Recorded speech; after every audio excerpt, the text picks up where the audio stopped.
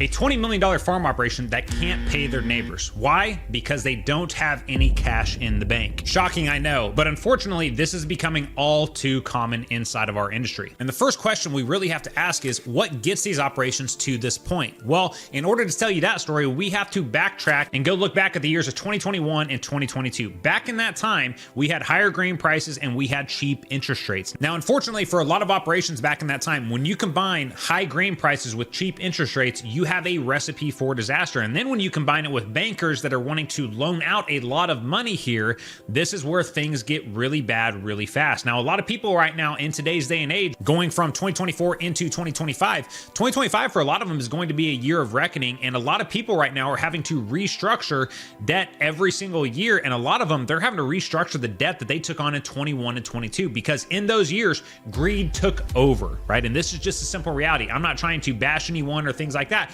I've had it happen to me, but I witnessed this also as an ag loan officer back in 2012, 2013, and 2014. This is the exact same scenario that played out back then. We had higher grain prices, we had cheap interest rates, and the banks were loaning out a lot of money, and farmers were ultimately taking on debt without considering how this debt was going to work in a bad economic environment and low grain prices like we have today. And this is why a lot of people right now, they can't afford the debt payments that they took on back in 21 and 22 because they don't have any cash flow, because grain prices are overall down. And now all the money that they could be using to pay their neighbors and things like that, they've had to try to squeeze everything out of their operation just to cash flow those debt payments. And now we're going into a restructure here. And even with the restructure, things are still not looking good. And this is what happens when you get careless and you get greedy in years like 2021 and 2022. And you have that combination there of high grain prices and cheap interest rates and greedy farmers and greedy bankers. Man, it's just a really deathly combination to be dealing with. And a lot of people today, they're facing the hard realities that are coming from making those decisions back then. And this is why they don't have cash flow today. And at the end of the day, it does not matter how big your balance sheet is or what your net worth is.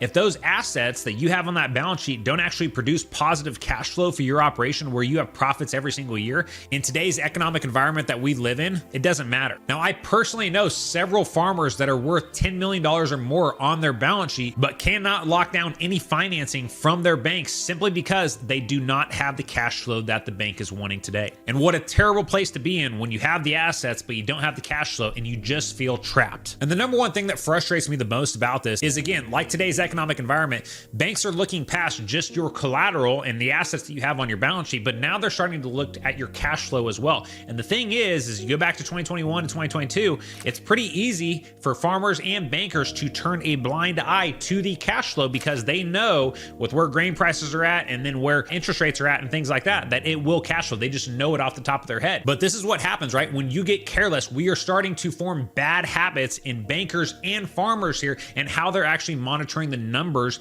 inside of their operation. And now today, you get to pay the price for being careless, emotional, and ultimately greedy back in 2021 and 2022. And this is why I say 2025 is going to be a year of reckoning for a lot of farmers, ranchers, and ag business owners, because some of them, they're going to be able to restructure, but a lot of them, they won't be able to restructure. And now we're going to have to look at selling assets, which means you're going to have tax liability, which means you're going to have all these other problems start up from putting yourself in this position by just being careless back in 2021 and 2022. And one of the most painful lessons from this is happening not only to the farmers and ranchers, but also to the bankers as well, because now bankers are concerned with regulators coming in and really looking at these cash flows and seeing the lack of due diligence that these bankers were doing with you on your operation there back in those years. And both sides of the aisle here are ultimately going to face consequences from those careless and greedy decisions back then. And guys, this goes back to the point on why it's so freaking important for you to know exactly where you're at financially, not be relying on your banker or your accountant or anybody like that. It's your responsibility as the business owner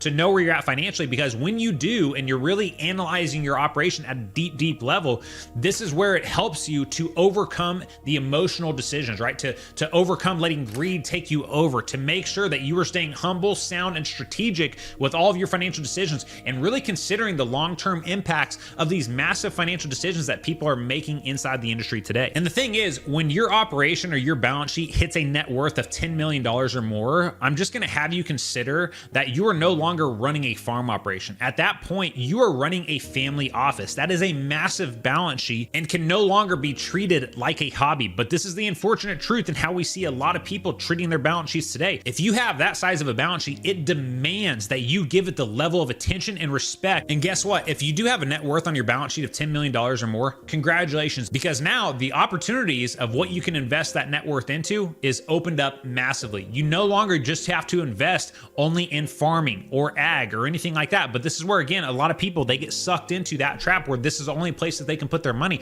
That is not the case. As a family office, now all of a sudden your mind opens up on how can we utilize this asset or this net worth that we have here and utilize it and get capital in a place where we can produce consistent cash flows year after year. And it doesn't have to be in farming or ranching. And this is where the big operations that continue getting bigger, they see this, they understand this, and ultimately they use it. And this type of scenario here leads us to a different conversation with our customers around what legacy really means, right? You see, a lot of people in ag think that their legacy means land or passing on land or something like that there to the next generation.